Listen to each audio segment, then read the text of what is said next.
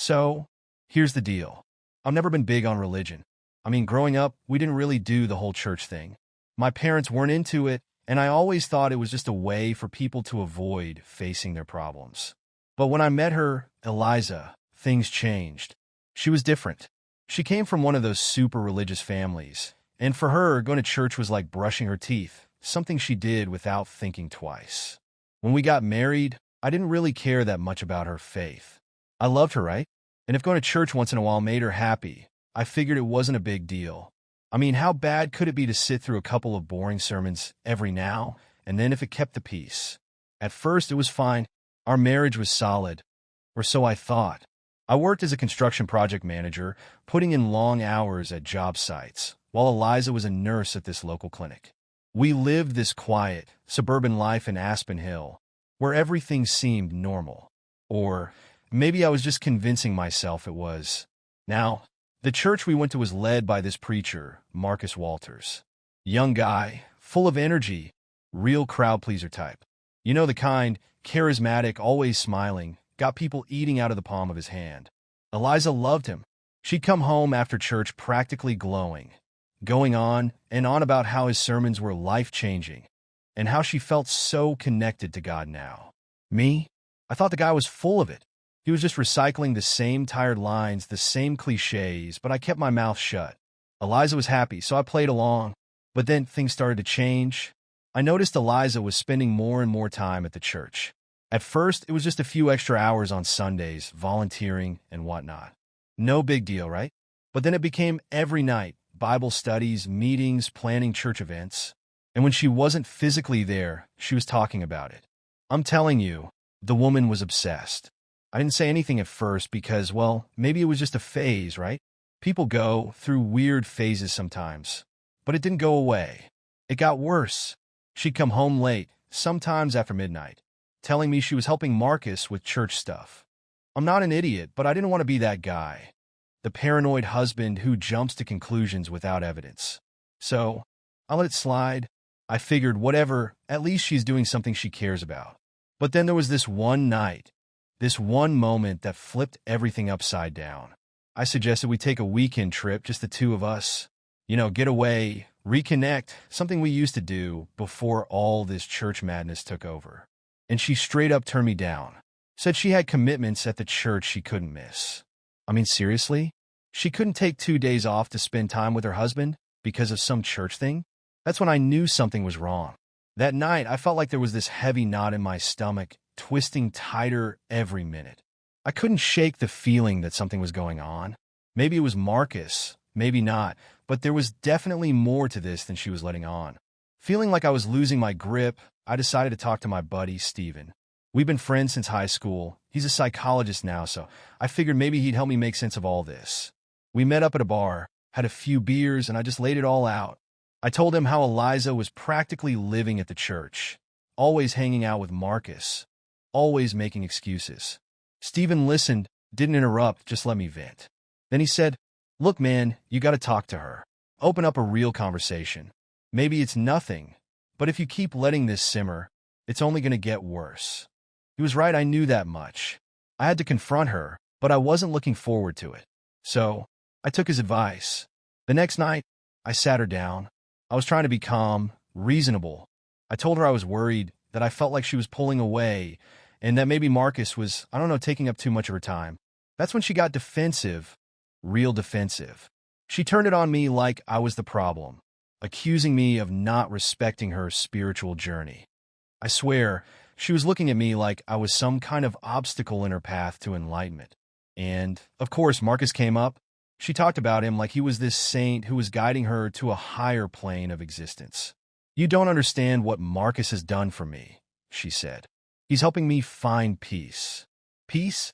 What about our marriage? What about us? I wanted to scream at her, but instead, I just sat there, biting my tongue. It was like there was this invisible wall between us, and no matter how much I wanted to break through it, I couldn't. We ended the conversation without really solving anything, and I felt more frustrated than ever. She went off to bed, leaving me sitting there, staring at the wall, wondering what the hell had happened to my life. The worst part? I didn't even have proof.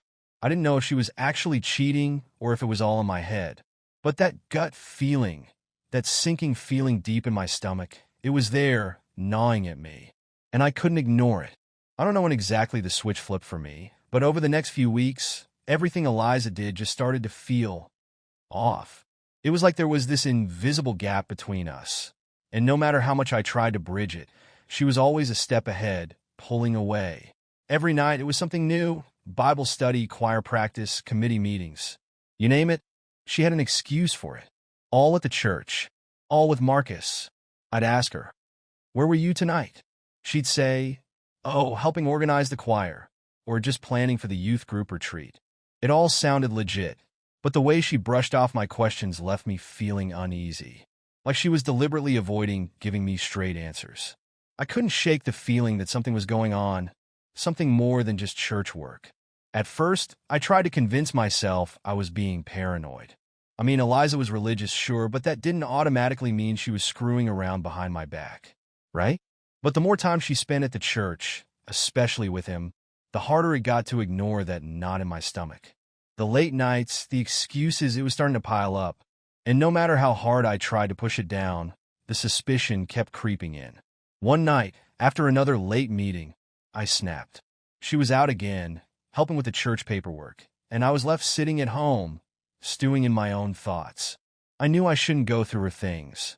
That was a line I'd promised myself I wouldn't cross. But that night, something inside me broke. I needed answers. So I did the one thing I thought I'd never do. I went through her phone. Felt like a complete piece of shit while I did it, but what choice did I have? At first, there was nothing. No suspicious texts, no flirty messages from Marcus. Everything looked clean, but I wasn't satisfied, not yet. I had this sinking feeling, and I couldn't just leave it there. So, I opened her email, and that's when I found them. Most of the emails between her and Marcus were boring church stuff. Fundraiser plans, youth group schedules, nothing incriminating. But a few of them stood out. Marcus was always going on about her dedication and how much he appreciated her passion. And not just passion for the church, but for him. I mean, it wasn't outright romantic or sexual, but the way he worded things, how he was grateful for her support in ways that others couldn't provide, it just rubbed me the wrong way. Too close. Too intimate. I wanted to throw the damn phone across the room. But I still didn't have anything concrete. No smoking gun, just a feeling. And I couldn't exactly confront her with, "Hey, I was snooping through your emails, and this Marcus guy is giving me weird vibes." She'd turn it back on me, accuse me of being paranoid or worse, not trusting her. But I couldn't ignore it anymore. Something was going on. I just didn't know what. The next day, while she was at work, I took a drive past the church. I don't know what I was expecting to see. Maybe I thought I'd catch them red-handed or something. But when I pulled up, the place was quiet, except for two cars parked around the back. One was Marcus's, the other was Eliza's. Now, why the hell was she at the church in the middle of the day, on a Wednesday, when she was supposed to be working? My mind was racing with possibilities. Were they inside together? Was this the moment I'd been dreading? I parked a little down the street, keeping my distance, but close enough to watch. And I waited. I waited for what felt like hours, though it was probably closer to 45 minutes. Finally, Marcus came out, alone. Eliza didn't follow him out. She never appeared. Marcus just locked the door and left like it was business as usual. What the hell was going on? Why were their cars both there? But only Marcus left. Was I being paranoid? Or was something seriously wrong? That whole drive home, I couldn't stop running through scenarios in my head. Maybe they'd already left together. Maybe they were smarter than I gave them credit for. Or maybe I was just losing my mind, seeing things that weren't there. But then again, why would she lie about being at work? Why would she spend that much time with Marcus and never tell me the truth about it? That weekend, I couldn't take it anymore. I had to confront Marcus. I didn't care if it was irrational. I didn't care if it made me look like a jealous husband. I needed to know. Eliza had gone to the church early that Saturday for another one of her meetings, so I made up some excuse to leave the house and headed straight there. When I got to the church, I asked around for Marcus. The parishioners told me he wasn't feeling well and had left early to rest at home. That's when Mrs. Haverford, one of those older ladies who practically lives at the church, mentioned something that made my blood run cold. "Oh, didn't you know?" she said. "Eliza took him home. Such a sweet girl, always looking after Pastor Marcus." I stood there, frozen, my heart pounding so loud I thought everyone could hear it. She took him home? What the hell was going on? That was it. I couldn't sit back anymore. I had to see it with my own eyes. I couldn't keep wondering, couldn't keep second-guessing everything. I got into my car and drove straight to Marcus's house. I swear, as I drove to Marcus's house, my heart was pounding so hard I thought it might break through my chest. Every rational thought was telling me to turn around, to let it go, to just walk away and pretend none of this was happening. But I couldn't. I needed to see it for myself. I had to know if what I feared was true. When I pulled up to his house, a small, unimpressive place just outside of town, there was Eliza's car parked right in the driveway. My stomach turned, and I felt this sickening rush of adrenaline surge through me. Every part of me was screaming to get out of there, to leave before I did something I'd regret. But I was past the point of no return. I couldn't go back. Not now. I got out of the car, my legs shaky as I walked up to the door. My hand hovered over the handle, and that's when I heard it. At first, it was faint, like whispers or maybe soft laughter. But then it became clear, too clear. Moans. Low, unmistakable moans. There was no mistaking what was happening inside. My world crumbled in that instant. I froze, my hand gripping the doorknob, so tightly my knuckles turned white. I didn't know what to do. Part of me wanted to kick the door down and tear the whole place apart. The other part wanted to run as far and as fast as I could and never look back. But I couldn't move. I couldn't breathe. I couldn't think. Then something inside me snapped. Without thinking, I slammed my shoulder into the door, and it burst open with a crash. The noise startled them, Eliza and Marcus, caught in the act, tangled up on the couch like they were in their own private world. Her clothes half off, his shirt unbuttoned, and they just froze, staring at me like I was some kind of ghost. For a split second, the room went dead silent, like time itself had stopped. I couldn't believe what I was seeing. I mean, deep down, I'd known something was going on, but seeing it with my own eyes, it shattered whatever hope I had left.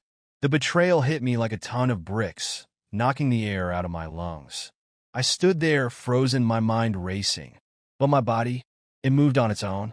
Before I knew what I was doing, I charged at Marcus, my fist connecting with his jaw, so hard I felt the bones crack under my knuckles.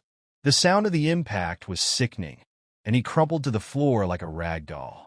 Eliza screamed, jumping off the couch, trying to pull me back, but I didn't care. I didn't even hear her. All I could see was him, this smug, self-righteous prick who'd wormed his way into my wife's head, and apparently into her pants. I wanted to tear him apart. I wanted to hurt him the way he'd hurt me. And for a brief moment, I didn't care what happened to me. I just wanted him to feel pain. "Jack, stop!" Eliza screamed, pulling at my arm. Her voice barely registered, like background noise in the chaos swirling inside my head. But I wasn't stopping. Not yet. I grabbed Marcus by the collar, lifting him halfway off the ground, ready to throw another punch. He was mumbling something, maybe begging me to stop, maybe trying to apologize. I don't know. I wasn't listening. I couldn't hear anything but the blood pounding in my ears. And then I looked at her. Eliza stood there, tears streaming down her face, her shirt barely covering her as she held out her hands, pleading for me to stop. For the first time in our marriage, I saw her for what she really was. Not the woman I thought I knew, not the person I'd fallen in love with. No, she was a liar, a cheat, a complete stranger. And as much as I hated Marcus in that moment, I hated her more. "I gave you everything." I spat at her, my voice trembling with rage. "I fucking trusted you. And this is what you do." With him. Her lips trembled, and she tried to speak, but nothing came out. Just more tears. More empty, useless tears. I let Marcus go, letting him drop to the floor with a thud. My hands were shaking, my knuckles bloody. I could see the fear in her eyes as she took a step back. She didn't know what I'd do next. Hell, I didn't know what I'd do next. "I'm done," I growled, my voice low and dangerous. "I'm fucking done with both of you." And with that, I turned and walked out, ignoring her cries, ignoring the pain in my chest. I got into my car and drove. I don't even remember the drive. It was all a blur, just me, gripping the steering wheel so hard my hands went numb, my head spinning, my heart shattered into a million pieces. By the time I got home, the adrenaline was wearing off, and the weight of everything hit me. I stumbled inside, collapsed onto the couch, and just sat there, silent, empty. My hands were still shaking. My mind was racing with everything I'd seen, everything I'd done. And that's when the real pain set in. Because it wasn't just about Eliza. It wasn't just about Marcus. It was about everything. The years I'd spent with her, the trust I'd built, the love I thought we shared. It was all a lie. Every bit of it. I sat there for what felt like hours, staring at the wall, my mind replaying the scene over and over again like some kind of sick movie I couldn't turn off. The sounds, the sight of them together, the look in her eyes, it was all burned into my brain. And I knew there was no coming back from this. No way to fix what had been broken. After that night, everything felt like a blur. My mind was a whirlwind of anger, betrayal, and disbelief. I had caught them red-handed, and yet the pain didn't stop there. It wasn't enough that my wife had destroyed our marriage. It wasn't enough that Marcus, this so-called preacher, had twisted his way into her life. I realized that I couldn't just sit back and let them get away with it. The church, those people, had been fed lies, and they deserved to know the truth. I couldn't keep this shit to myself. No way. The entire congregation had been fooled by Marcus's charm, the same way I had been. So I made up my mind. They needed to know the kind of man they were following, and I was going to be the one to tell them. That evening, with my blood still boiling and my hands shaking, I went back to the church. It felt strange walking into that place again, like I was stepping into enemy territory. Everything looked the same. The candles, the pews, the cheap, inspirational banners on the walls, but I wasn't the same. Not after what I had seen, not after what they had done. I called a meeting with the church elders and a few of the key members of the congregation. People like Mrs. Haverford, who practically lived there, and Mrs. Clarence, who always treated Marcus like he was the second coming of Christ himself. They all showed up, sitting around the table in that back room, whispering among themselves. They had no idea what was coming. My heart was pounding, my mouth dry, but I didn't hold back. I laid it all out for them. The months of suspicion, the excuses Eliza gave, the time she spent with Marcus. I told them how I'd been slowly putting the pieces together, how I caught her car parked at his house when she was supposed to be at work, and then I told them what I saw when I broke down that door. For a moment, the room was dead silent. They all just sat there, eyes wide, mouths open. No one could believe it. The shock on their faces would have been almost comical if I weren't in the middle of spilling my guts. But I wasn't looking for sympathy. I just wanted them to know who Marcus really was, who they had been putting on a pedestal all this time. Then, as expected, Mrs. Clarence chimed in. She always had to be the one with the holier-than-thou attitude. There must be some misunderstanding, she said, clutching her pearls like I'd just accused her of the crime. Are you sure you're not reading too much into this, Jackson? Marcus is a man of God. I snapped. A man of God? I caught him screwing my wife on his goddamn couch, Mrs. Clarence. You think I'm making this up for fun? She went pale. The whole room did. They wanted to believe it wasn't true, but the weight of my words and the fact that I wasn't backing down was starting to sink in. I wasn't here to play games. I was done with that. I told them everything, every last detail, from the sounds I heard outside the door to the way Marcus's face looked when I smashed my fist into it. Mrs. Haverford, who was always one to keep her distance from drama, sat there in stunned silence. For once, she had nothing to say. But the rest of the elders, they started to get it. The room shifted from shock to outrage in a matter of minutes. You could feel it, this collective realization that they'd been duped. I didn't even need to say much more after that. The truth was out, and there was no putting it back in the box. The next day, Marcus was summoned for a meeting with the church elders. Word had already spread like wildfire through the congregation by then. People talked.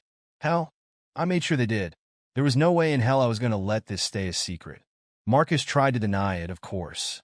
Tried to spin it like some kind of misunderstanding, but no one was buying it. I had laid everything out, and the final nail in his coffin was Eliza herself. When they questioned her, she confessed. Maybe it was guilt. Maybe it was the weight of everything finally catching up with her. But she told them the truth. Every disgusting detail. It didn't take long after that. Marcus was stripped of his position, shamed publicly, and excommunicated from the church. The fallout was brutal. This wasn't just any scandal. This was a man who preached about righteousness and purity, who had wormed his way into the hearts of the community, and it turned out he was just a fraud. People left the congregation in droves. Those who stayed behind? They were too embarrassed to even look each other in the eye. It was like the heart of the church had been ripped out and stomped on. As for Eliza, well, she didn't escape the fallout either. It's funny. When you think about how tight-knit these religious communities are, you'd think there'd be forgiveness, right? But that's not how it works. Not when you've been caught with your pants down. The women who used to gossip with her after Sunday service wouldn't even look her in the eye anymore. Mrs. Clarence, the woman who had always been like a mother figure to her, turned her back completely.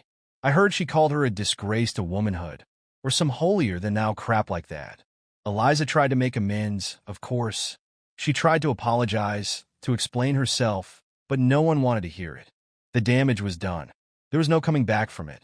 Our marriage was over, the church was in shambles, and the woman I had once loved was now just someone I used to know. There was no redemption for her, not in the eyes of the people who had once embraced her. And honestly, I didn't care. She made her bed. Now she could lie in it alone. By the end of it, I was numb. The adrenaline had worn off, and all I felt was emptiness. Sure, I'd exposed the truth. I'd taken Marcus down, and I'd made sure Eliza faced the consequences of her actions. But there was no victory in it. No satisfaction. Just this hollow feeling, knowing that everything I thought I knew, everything I'd built with her, had been a lie. The fallout from this shit show rippled through Aspen Hill for months. The church never recovered. And as for me, I couldn't stay there any longer. The place was tainted, filled with too many memories of betrayal and pain. So I packed my things and left, determined to start over. Away from the church, away from Eliza, and away from the wreckage they had both left behind. Leaving Aspen Hill was like tearing off a bandage that had been clinging to my skin for too long. The place was suffocating, a constant reminder of everything that had crumbled around me. My marriage, my trust, my entire damn life. Every corner of that town felt tainted, like I couldn't turn a street without seeing ghosts of what had once been. So, I did the only thing I could do. I left. No dramatic goodbyes, no explanations. I packed my stuff, threw it in the back of my truck, and drove away. Didn't even bother telling Eliza. I figured she'd already done enough damage. What else was there to say? My friend Stephen, God bless him, helped me find a job in a neighboring city. We kept in touch after everything went down, and he must have seen the desperation in my voice when I called him. He hooked me up with a construction project in this new place. Nothing glamorous, but work. And I needed something to keep my mind off the mess I'd left behind. The first few weeks were rough. I moved into this tiny, sad excuse of an apartment on the outskirts of the city. It had one bedroom, a dingy little kitchen, and a bathroom that looked like it hadn't been cleaned since the Reagan era. But I didn't care. At that point, I just needed somewhere to exist, to put my head down at night and pretend that my life wasn't spiraling out of control. I threw myself into work, hoping the long hours and physical exhaustion would numb me, keep my mind off the shit show that was my past. But no matter how hard I tried, the memories followed me. Every time I lay down at night, it was like a replay button got stuck in my head, and I'd relive that moment at Marcus's house over and over again. The sight of Eliza tangled up with him, the sound of her voice pleading with me to stop as I pummeled that bastard to the ground. It wouldn't go away. I'd stare at the ceiling in the dark, my fists clenched, replaying every argument, every lie, every time she chose him over me. I couldn't sleep. I couldn't stop thinking about what I had lost, what had been stolen from me. My marriage was over, my trust shattered, and any faith I had in people, in relationships, hell, even in myself, was gone. Nights were the worst. I'd lie there, thinking about all the things I'd done wrong, all the things I hadn't seen coming. I'd wonder if I had missed something earlier, if maybe I could have prevented it. But that was a rabbit hole I couldn't go down, not unless I wanted to drown in the what-ifs. The days were much better. Work kept me distracted for a bit, but eventually I'd find myself slipping back into my own head, replaying the same memories, going over the same old wounds. I knew it wasn't healthy, but when your whole life falls apart, what's left? You either sit there and stew in it or find some way to dig yourself out. I just hadn't figured out how to start digging yet. Then a few weeks after moving, something shifted. Her name was Julia Taylor. She worked in the same company, doing some kind of admin work. Nothing fancy. At first, I didn't pay her much attention. I was too busy keeping my head down, trying not to lose my mind in the process. But Julia? She noticed me. She'd strike up a conversation here and there, nothing deep, just casual chat about work or the weather. I didn't think much of it. Hell, I didn't think much of anything back then. But over time, we started talking more. First, it was just at work, grabbing a coffee together during breaks or chatting in the parking lot before heading home. But eventually, we started hanging out outside of work too. She'd invite me to grab a drink or dinner. And for the first time in a long time, I said yes. I figured it couldn't hurt. I had nothing else going on. There was something about her, something different. She wasn't like Eliza. Julia was patient. She didn't pry, didn't try to fix me. She just listened. And she had this warmth about her that I hadn't realized I was missing. It was like she could sense that I was broken, but didn't expect me to be anything else. At first, I kept things guarded, kept her at a distance. After what I'd been through, it wasn't like I was eager to jump back into another relationship. But Julia? She was patient. She'd been through her own shit. She told me bits and pieces, nothing too detailed, but enough for me to know she understood pain. Real pain. Not just the kind you complain about to your friends over brunch. No, she knew what it was like to have your life ripped apart and still find a way to get out of bed in the morning. We started spending more time together, first as friends, but gradually it became something more. I didn't even see it coming, not at first. But before I knew it, she was this constant presence in my life, this light in all the darkness. She didn't push me to open up, didn't demand explanations for why I was the way I was. She just was, and it was enough. Eventually, I let my guard down. I told her about Eliza, about Marcus, about everything that had happened in Aspen Hill. I don't know why I thought she'd react differently than she did. Maybe I was expecting pity or judgment. But all I got from her was understanding. She didn't tell me to move on or that things would get better. She just listened. And that's when I realized something I hadn't expected. I was healing. Slowly, bit by bit, without even noticing it. Julia had this way of making me feel normal again. Like I wasn't defined by the mess that had become my life. Like I still had something to offer the world, even if I was damaged goods. It wasn't a quick fix. Hell, some nights I'd still lie awake, haunted by the ghosts of my past, but it was easier with Julia there. She didn't erase the pain, but she made it bearable. She helped me see that maybe, just maybe, I could have a life after all of this. A life that wasn't tainted by betrayal or bitterness. We weren't rushing into anything, but we were something. And for the first time in a long time, I felt like maybe, just maybe, I could breathe again. After everything that went down with Eliza and Marcus, I made a promise to myself. One I wasn't going to break. I swore I would never set foot in a church again. It wasn't just about the betrayal. It was deeper than that. The whole idea of faith, of trusting in something or someone beyond yourself, felt like a joke now. Religion had taken enough from me. The man who destroyed my marriage had hidden behind a pulpit, claimed to be a servant of God, while he fucked my wife behind my back. That was all the proof I needed to know there was nothing left for me in that world. No forgiveness, no redemption. Nothing. Eliza, well, she didn't take the hint right away. Even after the divorce was finalized, she tried. God, she tried. She left me voicemails, long ones where she'd go on and on about how sorry she was, how she'd made a terrible mistake, how she still loved me and wanted to fix things. Letters too, pages of handwritten apologies that I didn't even bother reading. And once, she even showed up at my apartment, standing there with tears in her eyes, looking like the same woman I'd once loved. But I wasn't the same man. I wasn't falling for her shit again. I didn't let her in. I didn't even let her talk. I just stood there in the doorway and told her to leave. I'd already moved on, both from her and the life we'd shared. She was part of my past, and that's where I intended to keep her. Time did its thing after that. The days turned into months, then years. The pain that had once felt so sharp, so unbearable, started to dull.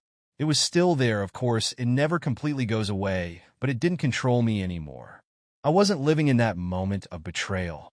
I wasn't replaying it in my head every night, wondering what I could have done differently. It just became a scar. And like any scar, it faded over time. Julia was a big part of that healing. She wasn't just someone who happened to show up when I was at my lowest. She became my anchor, my partner in this new life I was building. At first, we took things slow, both of us careful, not wanting to rush into anything. But eventually, we moved in together, started traveling, exploring new places, new experiences. And little by little, the pieces of my life that had been broken started to fit back together. We got married a few years after I left Aspen Hill. Nothing fancy, just a quiet ceremony with a few close friends. No church, no religious nonsense. It was just about us, and that's all I needed. For the first time in a long time, I felt like I had control over my life again. Like I was finally steering the ship, instead of just being tossed around by the waves. In the years that followed, I found new things to keep my mind and hands busy. Fishing, hiking, woodworking, things I'd never thought I'd enjoy but ended up loving. There was something peaceful about being out in nature or spending hours in my garage working on some half-finished project. It gave me a sense of calm I hadn't felt in years. I wasn't running anymore, wasn't trying to escape the past. I was just living, and in those moments, when I was out on a boat with Julia or standing in front of a mountain stream with a fishing rod in my hand, I realized something important. I didn't carry the weight of Eliza's betrayal anymore. It was a part of my story, sure, but it didn't define me. It didn't hang over me like a shadow, suffocating every good thing that had come after. It was just there, a chapter in a book that I had already finished reading. Eliza had tried to wreck me, whether she meant to or not. She had shattered our marriage, and for a while, it had felt like she'd shattered me too. But standing there, years later, with Julia by my side and a life I'd built on my own terms, I knew she hadn't won.